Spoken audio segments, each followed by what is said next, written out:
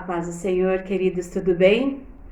Nós estamos aqui de volta novamente, estamos felizes em poder estar junto de vocês na SBD, neste domingo, que é o dia do Senhor, consagrado para o Senhor, para ouvirmos a sua voz e para estar na sua presença. Deus preparou esse dia para nós, domingo, dia santo do Senhor.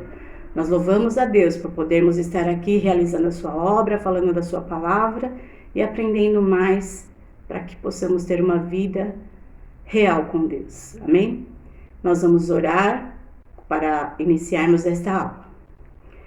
Senhor nosso Deus, nós queremos te dar todo o louvor e toda a glória, Senhor, reconhecendo que só tu és digno, Senhor, de merecer toda a palavra boa, Senhor.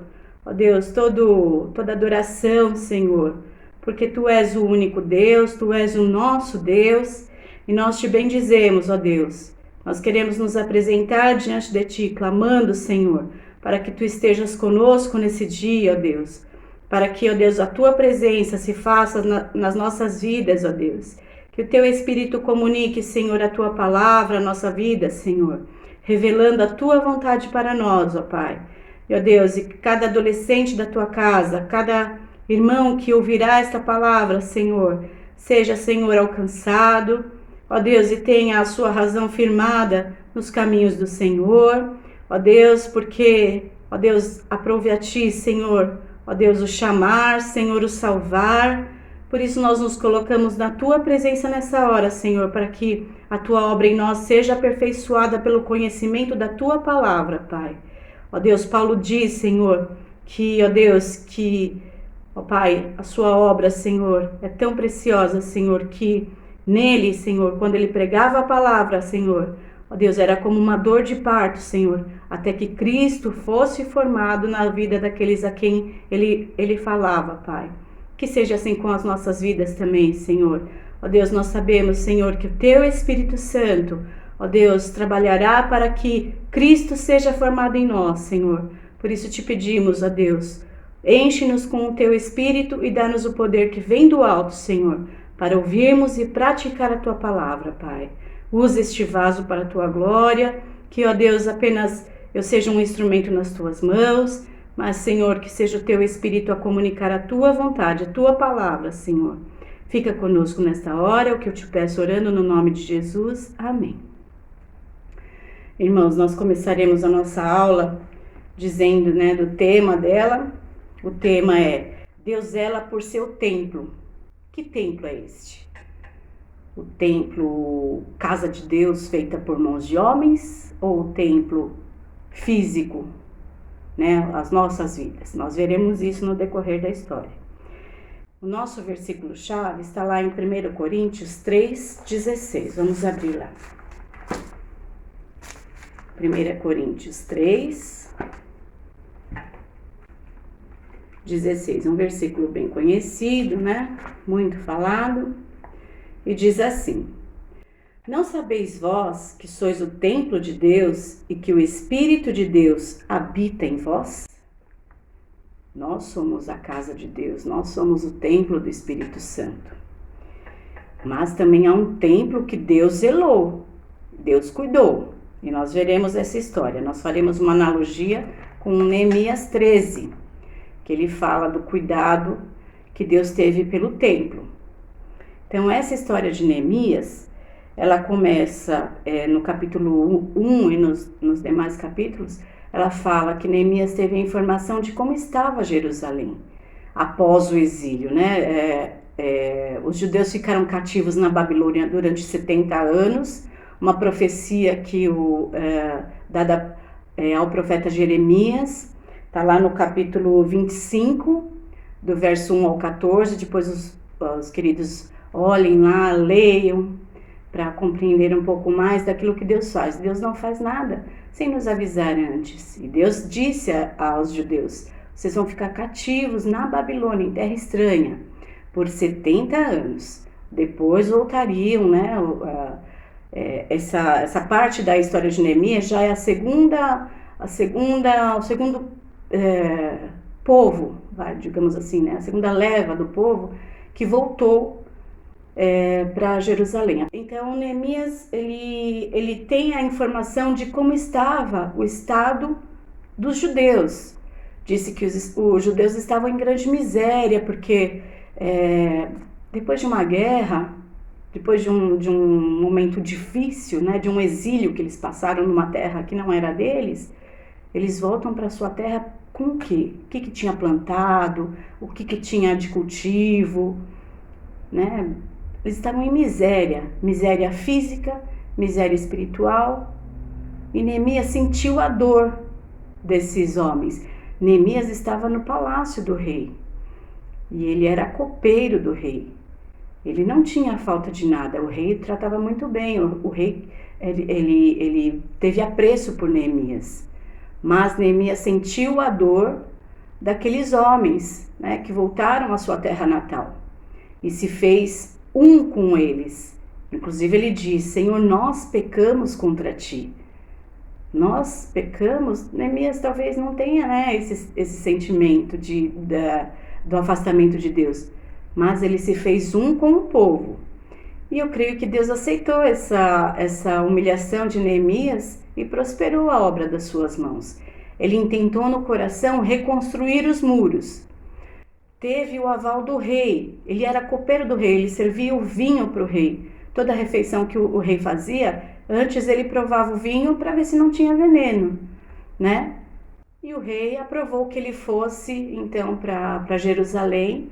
Ele teve cartas, ele foi designado para Jerusalém como um governador, né? Então o rei colocou ele como um governador de Jerusalém.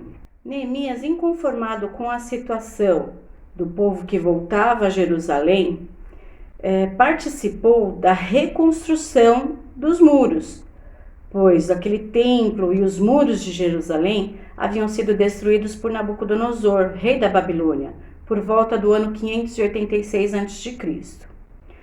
Naquela ocasião, uma grande parte dos judeus foram levados cativos para a Babilônia, como Deus havia predito pelo profeta Jeremias. Mas os judeus também receberam a promessa de que voltariam. Após esses 70 anos, eles voltariam desse exílio e se apresentariam novamente a Deus na terra que ele mesmo deu aos judeus.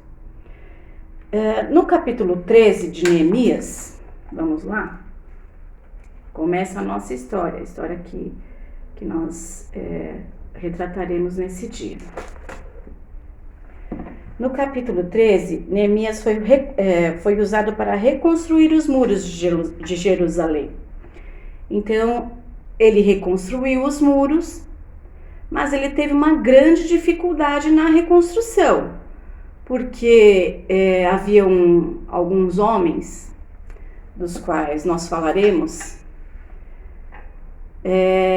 que dificultaram bastante essa reconstrução. E para vocês terem uma ideia do tamanho deste muro, uma curiosidade que eu trago aqui para vocês, o comprimento das muralhas era de 4.018 metros. A sua altura, 12 metros. A espessura do muro era de 8,5 metros. Contém 34 torres de vigília e 12 portas de entrada. Em 1981, essas muralhas passaram a fazer parte do Patrimônio Mundial da Unesco. Só que hoje o que restou do muro, restou apenas aquela parte que é chamada de Muro das Lamentações, que é uma pequena parte do muro. Hoje não tem mais essa extensão toda, né? Mas para vocês verem o tamanho do trabalho que Neemias teve, foram 4 quilômetros de muro que havia sido fendido. E ali era uma fortaleza, né? Então, vocês imaginem, um muro fendido, o que ele protegeria, né? Ele protegeria onde estava o templo, a cidade de Jerusalém, ela era cercada por muros. Não protegeria. Ela ficaria vulnerável ao ataque dos inimigos. E quantos inimigos Israel tinha e tem até hoje, né? Então, Neemias foi usado para essa finalidade, para reconstruir aquilo que estava vulnerável, né? Então, seria fácil de um inimigo entrar e realizar uma grande destruição novamente.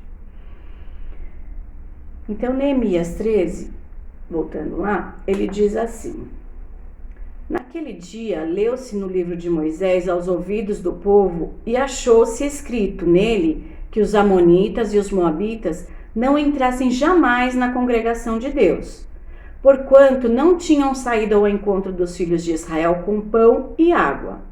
Antes assalariaram contra eles a Balaão para os amaldiçoar, ainda que o nosso Deus converteu a maldição em bênção. Sucedeu, pois, que ouvindo eles esta lei, apartaram de Israel toda a mistura. Ora, antes disso, Eliasibe, sacerdote que presidia sobre a câmara da casa do nosso Deus, se tinha aparentado com Tobias e fizera-lhe uma câmara grande, onde dantes se metiam as ofertas de manjares, o incenso, os utensílios, os dízimos do grão, do mosto, do azeite, que se ordenavam para os levitas e cantores e porteiros, como também a oferta alçada para os sacerdotes.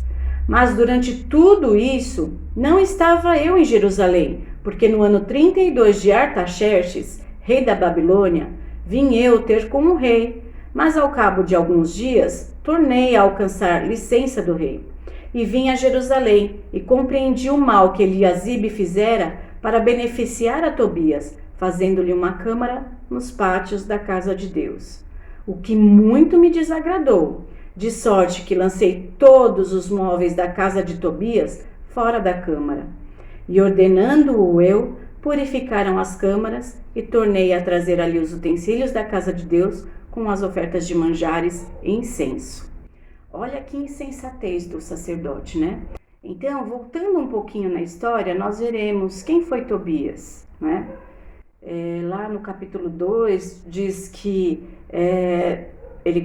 Neemias começa a restaurar os muros, ele chama pessoas para estar junto dele, para restaurar as portas que haviam sido queimadas.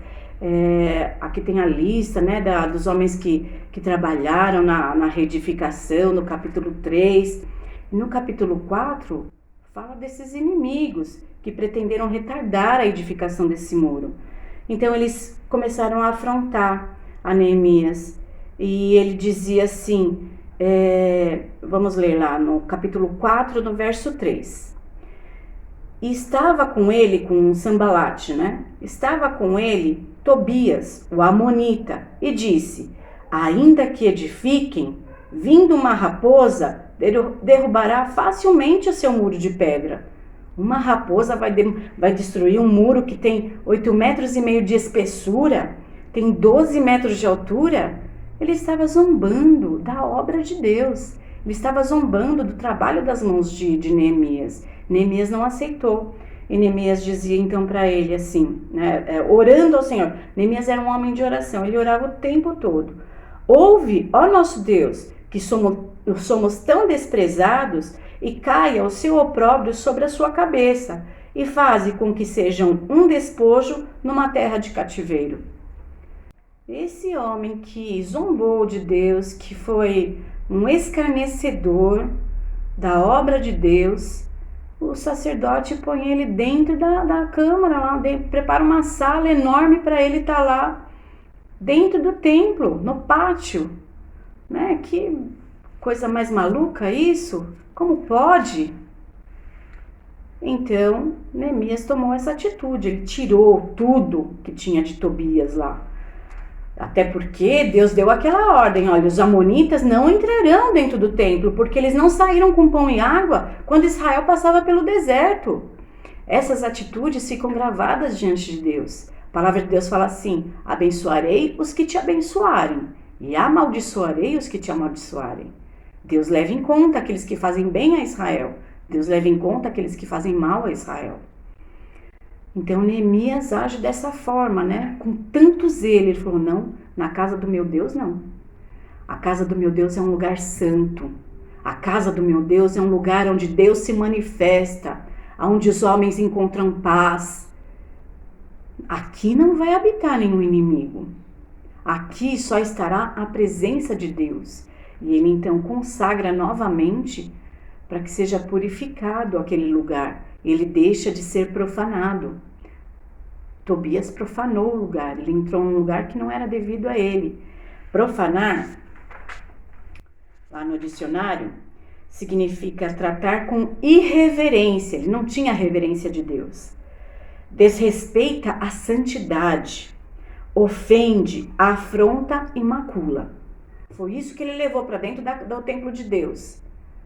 E Neemias não aceitou. Neemias voltou de lá do palácio que ele estava trabalhando, voltou de lá para poder colocar essas coisas em ordem. E ele chega lá nesse momento também e ele vê muitas coisas desagradáveis. Ele vê que os homens estavam sacrificando de novo a ídolos, os judeus. Foi ele sair um pouquinho de lá, os homens já começaram a fazer coisas que não deviam. Também fala aqui que os homens davam as suas filhas, os seus filhos, para casarem-se com pessoas estranhas, né? Com os asdoditas, no capítulo 23, no versículo 23. Vi também naqueles dias judeus que tinham casado com mulheres asdoditas, amonitas e moabitas. Os inimigos de Israel, eles tinham se aparentado com esses homens, né? Deus não se agrada disso, porque Deus havia dado uma ordem, eles desobedeceram essa ordem. E aí no 24 diz assim: e seus filhos falavam meio asdodita e não podiam falar judaico, senão segundo a língua de cada povo. Olha, se ele casou com a mulher asdodita, é lógico que ela ia ensinar a cultura da sua origem. E eles eram idólatras, eles não seguiam ao Deus de Israel. E agora eu faço eu trago para a nossa vida isso, né? Como nós lemos lá em 1 Coríntios 3,16, nós somos o templo do Espírito Santo. Na Bíblia Viva diz que nós somos a casa de Deus. O que temos colocado dentro do nosso templo? E o nosso muro, como está? Aquilo que profana, destrói, dá trabalho depois para reconstruir. Neemias teve muito trabalho. Diz a palavra de Deus que eles levaram 52 dias para reconstruir. Provavelmente trabalhando dia e noite, né? Não olhando para a própria vida. Mas deu trabalho para Neemias continuar essa construção. A reconstrução da nossa alma que estava destruída pelo pecado custou o sangue de Cristo, como Paulo diz em 1 Coríntios 6, 19 e 20. Vamos lá? Vamos ler essa passagem. 1 Coríntios 6, versículos 19 e 20.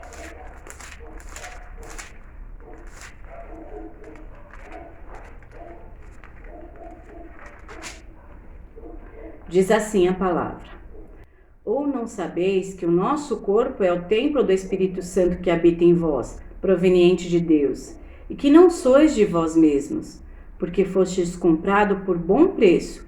Glorificai, pois, a Deus no vosso corpo e no vosso espírito, os quais pertencem a Deus. A nossa vida não é mais nossa.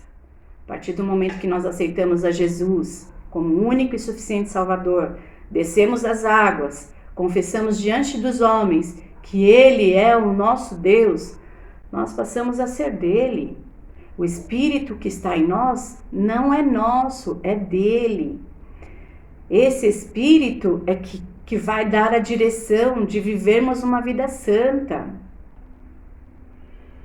E Pedro diz que nós fomos comprados não por prata ou ouro, mas pelo sangue precioso de Cristo.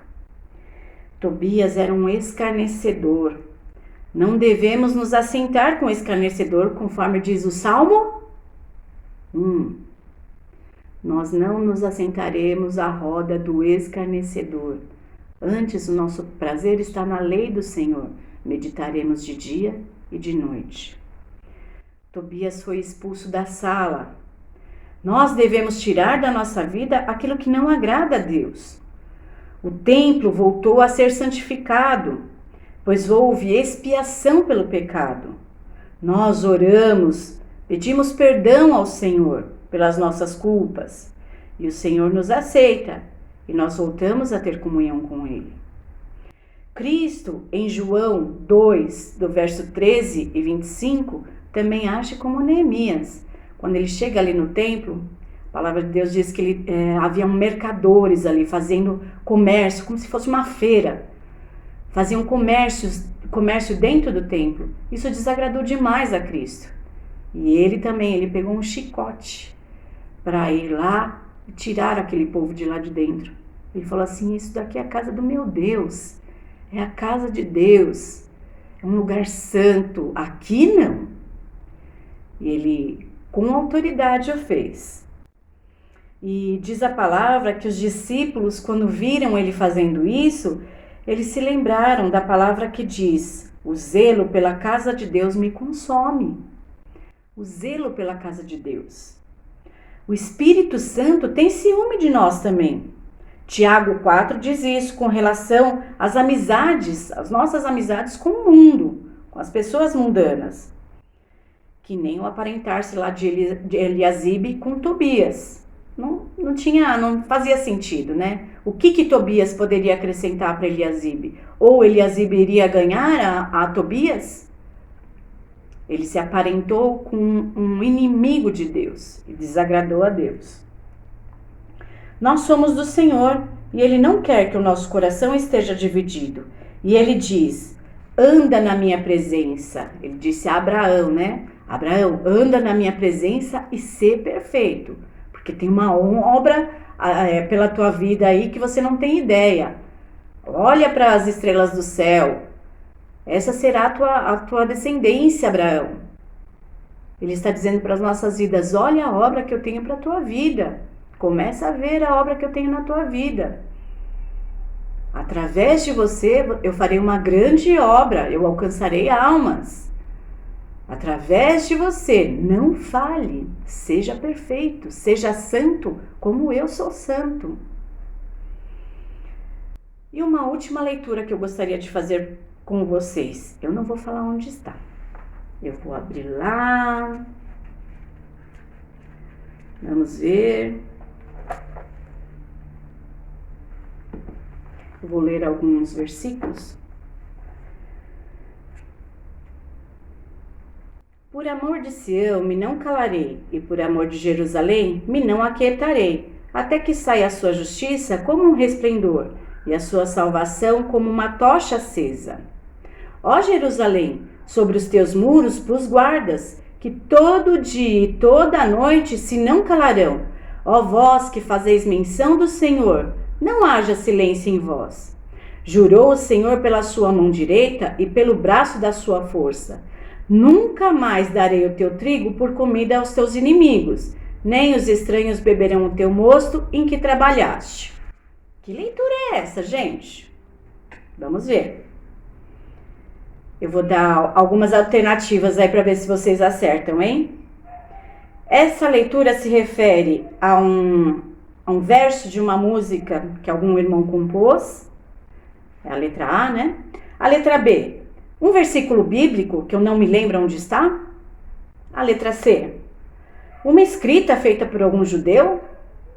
A letra D, todas as alternativas estão corretas. A letra E, nenhuma das alternativas estão erradas. Vamos lá, digam aí. Será que vocês vão acertar? Depois vocês colocam lá no WhatsApp se vocês quiserem. Ou se não quiserem também não tem problema. Mas eu vou ler mais um versículo. Vamos ver se vocês vão acertar dessa vez. Nunca mais te chamarão desamparada, nem a tua terra se denominará jamais assolada, mas chamar-te-ão Efizibá, e a tua terra Beulá, porque o Senhor se agrada de ti, e com a tua terra o Senhor se casará. E chamar-lhe-ão povo santo, os remidos do Senhor, e tu serás chamada procurada, cidade não desamparada. É a nossa terra, a terra onde Deus nos plantou, Efizibá. Essa leitura está lá no capítulo 62 de Isaías. É aquilo que dirige a nossa igreja, essa tocha acesa, que não dá descanso ao Senhor. De dia e de noite nós estamos clamando ao Senhor. Essa terra que existe guardas, né? O altar é uma guarda que estão sempre prontos, como diz lá, ó Jerusalém, sobre os teus muros pus guardas, todo dia e toda noite se não calarão. Quando os nossos pastores estão orando por nós ou estão pregando a palavra de Deus, eles fazem menção do Senhor para alcançar as nossas vidas, para nos proteger. A palavra do altar é proteção para nós. A palavra do altar é vida para nós. E ainda ele diz, né, de Efizibá,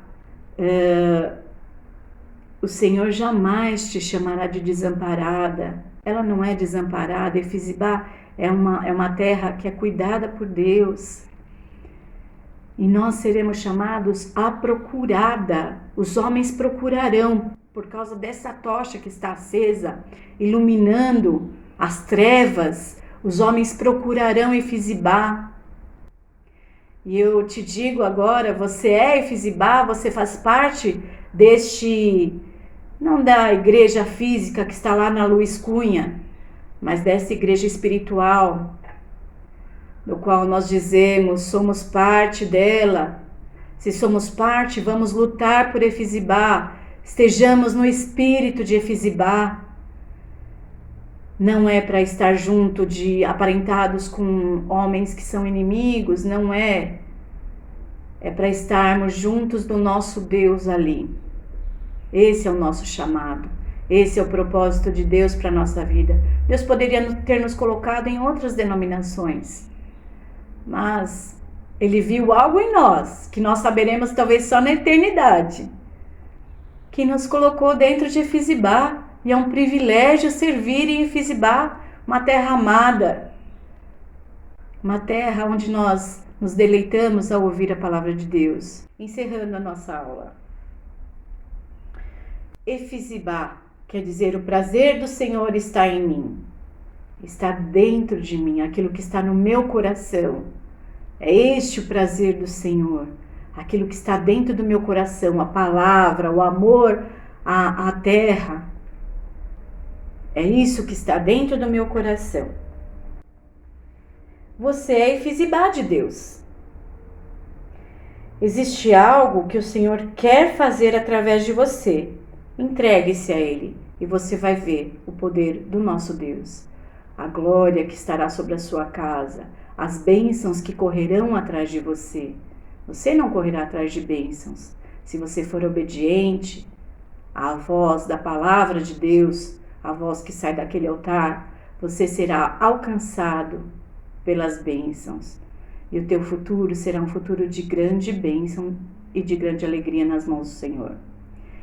Eu me despeço aqui de vocês. Espero que vocês possam se alegrar com essa palavra. Nós louvamos a Deus pela nossa igreja, dirigida pelo nosso pastor Douglas, que tem sido um homem firme na doutrina, tem sido um homem de grande autoridade no Senhor, tem falado das nossas vidas. O Senhor tem usado aquele vaso com grande poder. Nós louvamos a Deus pela vida do nosso pastor, porque sabemos que estamos em boas mãos. Ele tem nos conduzido no caminho, às águas tranquilas, aos pastos verdejantes. E todos aqueles que estão junto dele, pastor Léo, pastor Everton, um homem de valor, na sua reunião de oração, os nossos lares têm sido alcançados. Nós louvamos a Deus pela vida dos servos que se dispõem a fazer essa obra e se dispõem a ser usados por Deus, né? Nós louvamos a Deus por isso. Que Deus abençoe as nossas vidas. Eu vou orar para encerrar. Senhor nosso Deus, nós te bendizemos, Senhor, pela tua palavra, Senhor.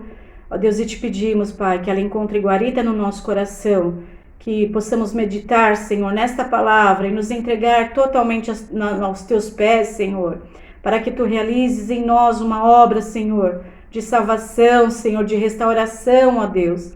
Ó Deus, e se houver pecados, Pai, que tu possas perdoar, Senhor, e esses muros possam ser reconstruídos, Senhor.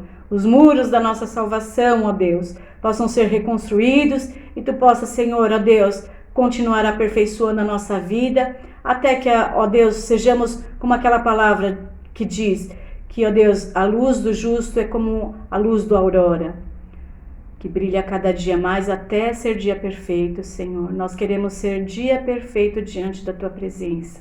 Ajuda-nos, ó Deus. É para a Tua glória que eu oro e Te agradeço por todas as coisas. Em nome de Jesus, amém. Deus abençoe vocês.